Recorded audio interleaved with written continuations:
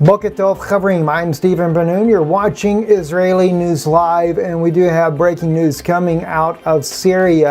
Of course, the offensive has really begun far more heavier by the Syrian and Russian militaries to take back Idlib. But on the heels of this happening, Vanessa Beeley shared this article on Twitter. Of course, she wrote in her tweet that it is alleged that 200 American and British soldiers are trapped in Idlib. It says here in the article that she shared with me, which is from freenation.net, that 200 British and U.S. troops are trapped in Idlib.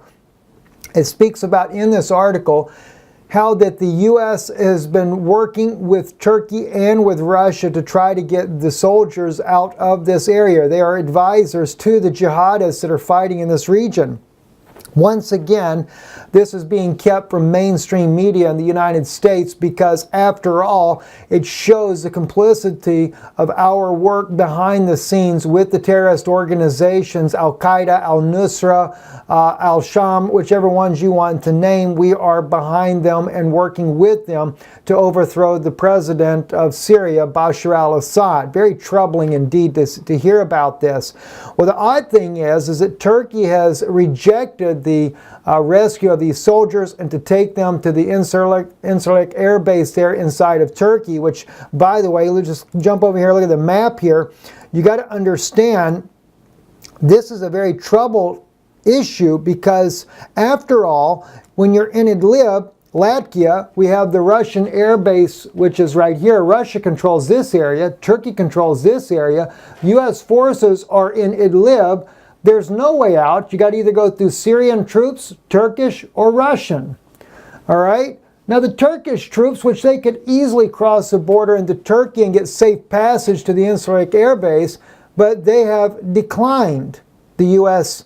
help and the UK's help to be able to go to the Incirlik air base there inside of Turkey, a U.S. NATO allied air base and a NATO allied country rejecting their help. Now, the Russians would help. You know, it's funny. Turkey's your NATO ally and they turn you down. The Russians offer to help evacuate the U.S. and British forces out of this area, but unfortunately the UK, with their little hypochondriac acting over the Skripal case, which the evidence that they have provided is unfounded still, refuses to work with the Russians. I guess they're afraid that something might happen to their soldiers, seeing as they keep putting all the propaganda out there to the world. So now they're fearful to do anything as far as have Russians help them because, one, it would be very embarrassing before the United Kingdom for their soldiers to be in the custody of Russian soldiers and to see that Russians actually would help rather than hinder. What a shame it is. That's when you know that the UK is involved in propaganda clearly and very obviously. Also, we're dealing with other issues here. Of course, as we see here, as I said, the U.S. and Russian forces there trapped in Idlib. They have been military advisors and trainers for the Al-Qaeda, Al-Nusra, and all the terrorist organizations there to prepare for this battle that was upcoming. Now, if you go back in time, and we can go back to, actually, wrong article, Veterans Today, on December 17th of 2016, this is not an unusual situation that happens in Syria. Updated, Syrian Special Forces captured 14 U.S. coalition officers captured in Aleppo. We can go back not too long ago, earlier this year, down near Damascus, where still never was in mainstream media, about, I think it was a little over 200 British, mostly British, some Americans that were trapped down there as they worked with the different Al-Qaeda members to stage false flag chemical attacks in the white helmets. They actually didn't just get trapped, they got captured by the Syrian forces. I don't think that was ever really resolved until Helsinki, when President Trump met with President Putin privately. But I do believe that that was worked out.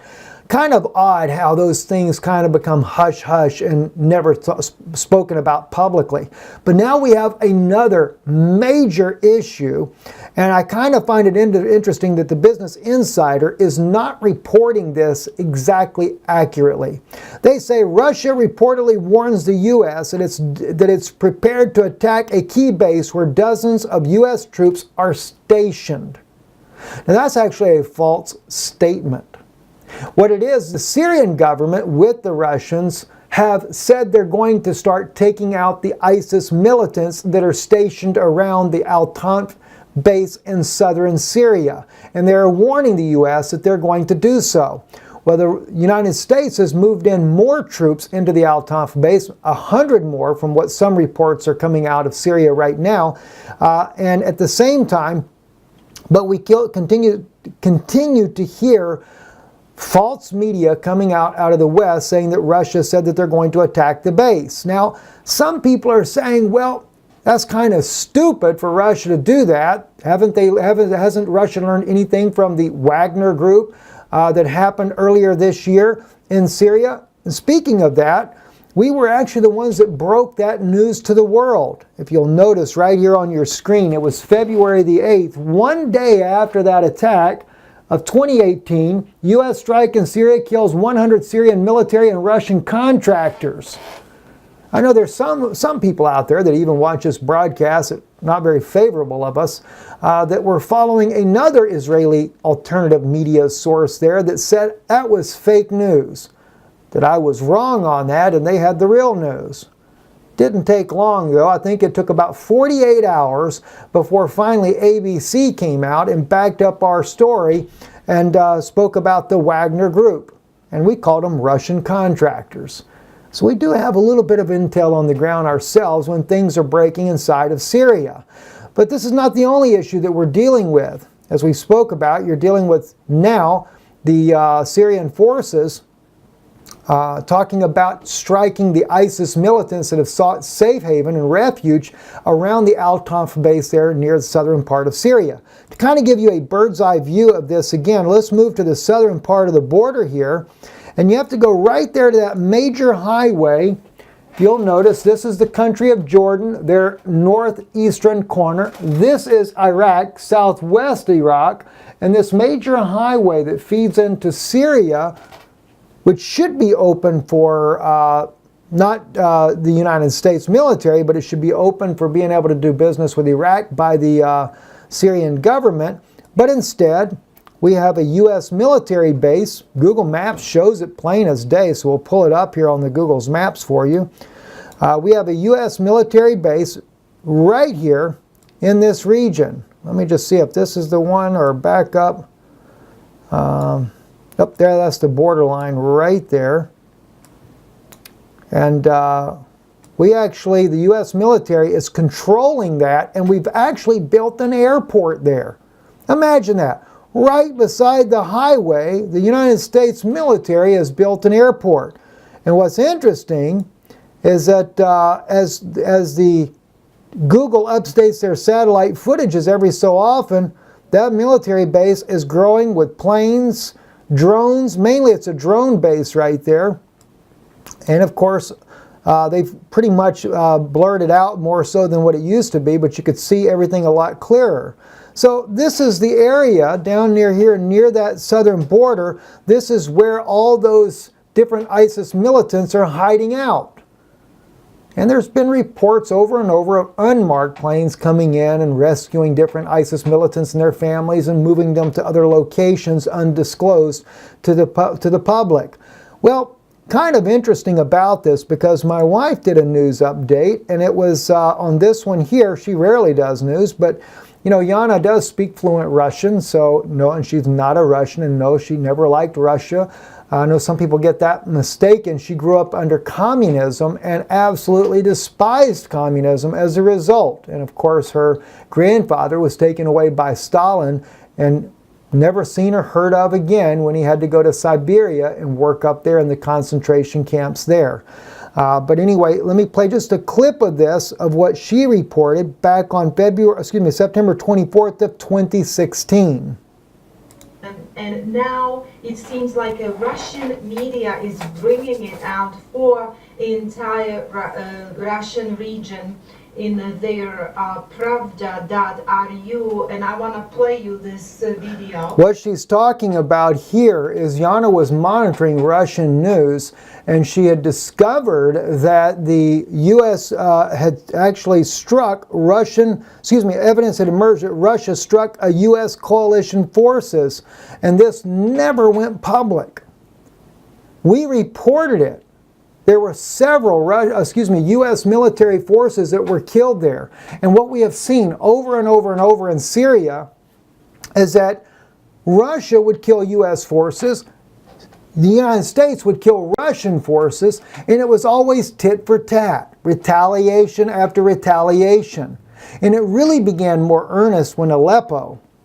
Remember when Russia sent that bunker buster in the mountains outside of Aleppo, destroyed that secret base that the intelligence community had operatives, including Turkey.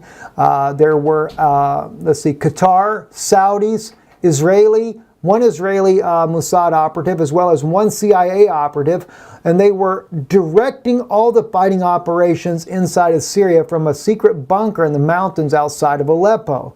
Well, Russia, in retaliation to something that was done also near Deir ez-Zor, when U.S. forces, their allied NATO forces, the coalition, had struck the Syrian army, killing, I think it was, they claimed 69 Syrian soldiers were killed, but they had also killed about 14 Russian special ops that were in that area as well. And so in retaliation to that, Russia struck their secret base in Aleppo and killed all the intelligence officers in that base. And then from that point on, it's always been tit for tat. And it's always, if you'll ever notice, like in the case of Aleppo, when there was so much uproar at the United Nations, at the Security Council meetings by the United States, demanding an end to the war. And Israeli News Live has always been there for you guys, letting you know what was really going on in the back of the room, what the world was not being told. And again, what was it? We had U.S. forces trapped inside of Aleppo needing to get out. In the case, as I shared with you, one insight there on Veterans Today, talking about 14 U.S. coalition officers captured in Aleppo. These were things that took a little time to come out, but we were sharing with you even deeper secrets of things that were going on. And this is the same thing going on in Idlib now. This is why Nikki Haley is in an uproar and demanding, now it's beyond the whole issue of a false chemical attack, which they desperately need. Now it's just if Russia and Syria even begin an attack on Idlib, something bad could end up happening as a result. It's no wonder why President Trump talks about this being the month, stock up month, check your water supplies, battery supplies, things like that. I have a feeling something very sinister is about to happen. And unfortunately, just like you guys, we have no place to go. If we went to Europe, I'm sure it'll be a battleground there as well, because this war will spread. And I have a feeling that East Europe won't fare very well in it as well. Neither will the United States, nor will Russia at the end of the day. But there's one thing about President Putin, unlike that of our president, he has prepared his people. He has told them. They have practiced mass evacuation drills going into bunkers. The entire nation has prepared. They know what's coming. But unlike Russia, the United States, we have no bunkers except for the elite. We have no place to run and hide. And frankly, I wonder if they really even give a flip about us. After all, it's been the independent media that's been exposing what's going on in the world. Not just Israeli News Live. There are many others out there as well. They would like to silence us.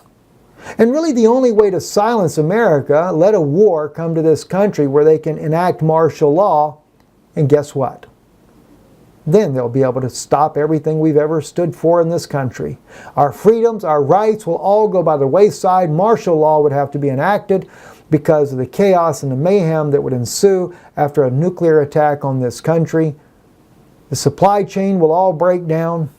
And even though I normally apply the biblical prophecy, of Babylon has fallen to that of Rome, that, by the way, is only a type.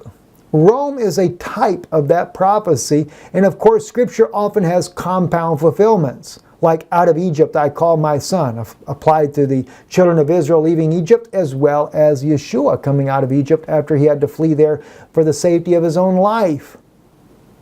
And America is the daughter of Babylon, written in biblical prophecy. So everywhere you see the daughter of Babylon, that's the United States. And yes, we have made a lot of the world rich by our delicacies. But it would be nothing compared to what Rome will do, as they have worked with China for the Silk Road, and they will build a brand new economy that will grow very rapidly, as it's already doing. That's why there's so much focus towards the East. And this is also why they have conquered the Middle East, destroying and killing the Muslim population, trying to basically annihilate them and genocide the Syrian and Iraq and any other population that's there in the Middle East. So that when they do begin to rebuild with their New World Order, with their so-called fake millennial reign, their peace plan, they will think that they have brought about a utopia with a new world order, an AI society. And I'm sure those fallen angels, those demonic beings, because you have to remember, not all of them were in prison. What was it? 2/3 were cast out of heaven, but there's only, about 200 that were in prison for the acts that they did here on the earth by cohabitating with the humans? Very troubling what's coming, friends. I'm Stephen Ben-Nun. You're watching Israeli News Live. This was an emergency broadcast to share with you guys, and I would consider seriously stocking up. Listen, tonight on Israeli News Live, and I don't know if we're going to do it on Israeli News Live or Danun Institute, but I need to share with you guys. I want to go into a Shabbat message for you about divine healing and to encourage you. We're getting many of you writing us about those that are dying with cancer, to follow this ministry, and we want to share some insights, and my wife has a plan that we think might help everyone. And of course there's others that believe in divine healing, and that may be our only hope in some cases, especially what's happening in the world today. We'll talk about that in a special broadcast. It'll either air on the Noon Institute or we'll run it live here on Israeli News Live. Not sure as of yet which way we'll go, but pray for us. Pray for your brothers and sisters. Tell somebody today about Yeshua, about Jesus. We're in a very late hour, friends. I'm Stephen Ben-Nun with Israeli News Live. Boker Tov.